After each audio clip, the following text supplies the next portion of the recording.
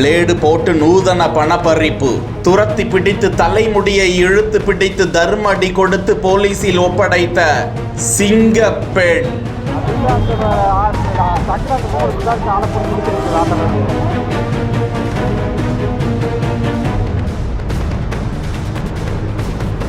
வடமாநிலத்திலிருந்து வந்து கூட்ட நெரிசல், வங்கி உள்ளிட்ட பகுதிகளில் தொடர் கைவரிசை காட்டி வந்த பெண்களை பிடித்து கொடுத்த அக்காவிற்கு பக்காவாக குவியும் பாராட்டுக்கள்.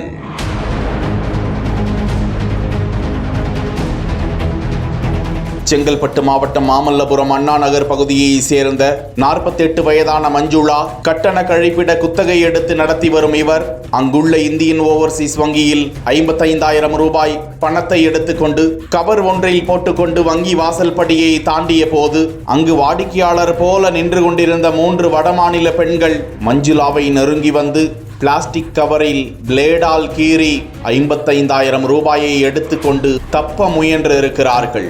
சுதாரித்து கொண்ட மஞ்சுளா பணத்தை பறித்து கொண்டு ஓட்டம் பிடித்த பெண்களை துரத்தி கொண்டு சென்று ஒரு பெண்ணை தலைமுடியை பிடித்து நிறுத்தினார். தொடர்ந்து தர்மடி கொடுத்து பொதுமக்களிடம் கூச்சலிட்டு உதவிக்கு அழைக்க ஆட்டோவில் தப்ப முயன்ற மற்ற 2 பெண்களும் பிடிபட்டனர்.